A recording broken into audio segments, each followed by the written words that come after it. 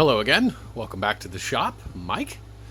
Today we have the Bell and Howell Director Series 8mm camera. It's got a neat little tri-lens turret here on the front. It was right about 1962 or 1963 that these came out, I believe, and at the time they were quite expensive, but a version of this with the single lens on the front is actually the same type of camera used by Zapruder to film the unfortunate assassination of JFK.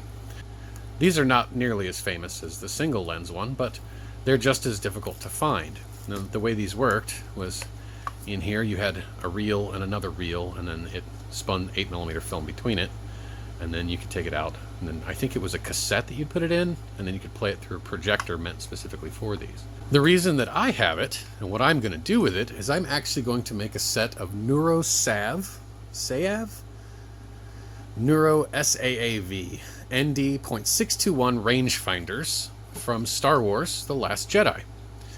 Now, there's two versions of this. The first version actually comes from this Star Wars: Last Jedi Visual Dictionary. The Postal Service was kind enough to fold it in half to get it into my mailbox, which is awfully decent of them, I thought. But it doesn't change the fact that this picture is in here. There it is, right there. There it is, all zoomed in as much as I can to make it work right. But as you can see, there's this bit right here, and there's that bit right there. So they're the same. It's the same camera, more or less. There is, however, a problem with this screenshot. You can kind of tell if you look really, really closely that there's a slight difference in it. There are two different versions of this camera. There's this one, the Director's Series, which is exactly what you see here. But then there's one called the Sportster 4, which they're physically more or less identical. One of them, there's a ridge here on some of these cameras, and some that don't have them. But the main difference between the Sportster and this Director's Series is there's a little trapezoidal looking piece up here, which is seen on screen. But in the Visual Dictionary, that little trapezoidal piece is not there.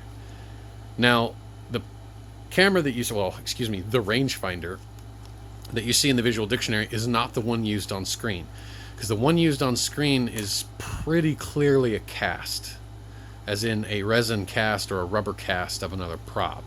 Because if you look, there's no lenses in it, and it looks like it's not quite right. There is some belief, particularly on the RPF, that it's a cast part, and that the one in the Visual Dictionary is actually what's called a real part or a found part. This thing, a modified Director's Series. So what I'm going to actually focus on making is the one from the Visual Dictionary, because it appears to be A, an actual camera, and not a cast of one, and B, it's this specific model that makes up the one in the Visual Dictionary. So I'm just going to go with it. And the one in the film, if I'm not mistaken, doesn't have the strap on it, and the one in the Visual Dictionary does. So that's the model that I'm going to go for. But before we do anything, we need to take this apart. And to do that, we start back here. And once again, handy dandy screwdriver. We've got 3 little flathead screws here that we've got to take out, because some of the greeblies, and for full disclosure here, within the prop making community and within the special effects community, when you take a real part or any other prop and glue random bits on it to make it look like something different, those bits that you glue onto it or attach in some fashion are referred to as greeblies. Some of the greeblies that make up the surface detail on the outside of the camera are actually inside the camera, so we have to disassemble it to get at those. So we'll start right here.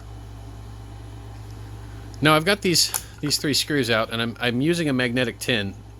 Well, more accurately, I'm using an old sea ration tin from the Vietnam conflict with some magnets across the bottom to hold. Actually, what was this at one time?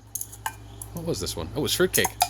I use it to hold all of my screws, and because I could buy a magnetic tray, but I've got a lot of these, so might as well. So I've got these 3 screws out, and then once you've got these out, you need to pull this up a little bit. It's on a hinge back here. And then you have 2 flathead screws here. Those have to come out as well. There's also 3 small screws here, and then another screw here. 2 screws up front, I'm sure there's more. We'll get to those. And then you need to, on the turret, you can unscrew one of these lenses, and then as you rotate it around, you'll see a screw,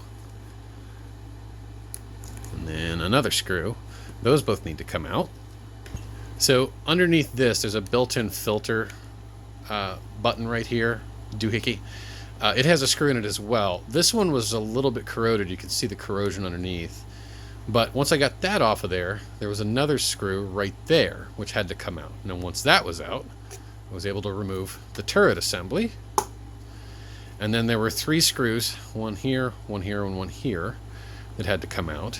And now I need to pull off this lens cover, which apparently is just hinged in there, and then we can remove the grate, then this gearing assembly. Then we can take out the guts.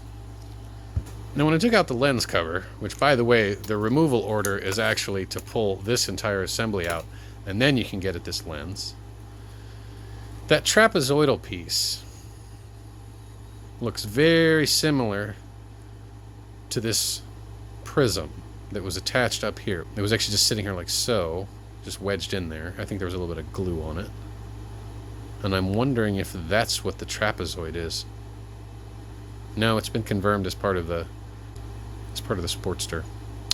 Anyway, now once you've removed every single screw that was made in the early 1960s, then you have this little bit right here, which apparently it looks like it's just held in by a set screw.